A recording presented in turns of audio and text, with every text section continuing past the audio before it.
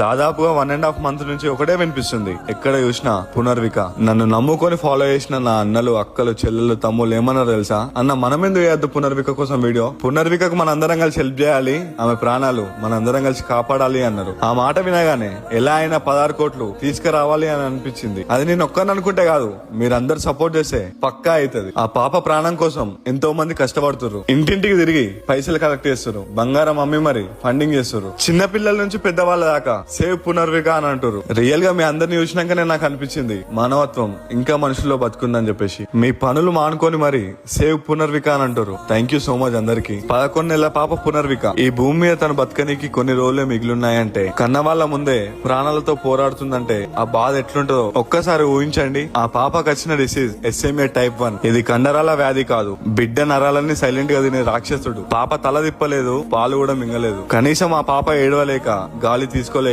విలవిలలాడుతుంటే కళ్ళ ముందే బిడ్డ ప్రాణం పోతున్నా ఏం చేయలేని స్థాయిలో ఉన్నారు ఆ తల్లిదండ్రులు. ఈ వ్యాధికి మందుంది, కానీ దాన్ని కొనాలంటే ఈ కుటుంబం బతుకున్నన్ని రోజులు రక్తం అమ్ముకున్నా సరిపోదు. అక్షరాల 16 కోట్ల రూపాయలు. వ్యాధి ముదిరే కొద్దీ పాప బతికే ఛాన్స్ తక్కువైతున్నాయి. టైం చేజారిపోతుంది. మిమ్మల్ని వీడియోలో ఒక్క రూపాయి కూడా అడగట్లేదు. కింద ఎట్లాంటి అకౌంట్ నెంబర్లు, QR కోడ్లు అయితే ఇవ్వట్లేదు. కానీ ఒక అన్నలా, ఒక తమ్ముళ్ళ దయచేసి దండం పెట్టి అడుగుతున్నా, ఈ వీడియోని ఇగ్నోర్ చేయకండి. దయచేసి మీ వాట్సాప్ గ్రూప్లలో, ఇన్స్టాగ్రామ్ స్టోరీలలో ప్రతి ఒక్కరికి వీడియో షేర్ చేయండి. ఈ విషయం ఆదుకునే పెద్ద సంస్థలకో లేదా ప్రభుత్వానికో చేరొచ్చు. మీరు చేసే ఒక్క షేర్ 11 నెలల పాప ప్రాణాన్ని మనం కాపాడొచ్చు. ప్లీజ్ ఒక్కసారి షేర్ చేయండి. నా వంతు సాయం నేను చేశాను, మీరు కూడా చేయండి.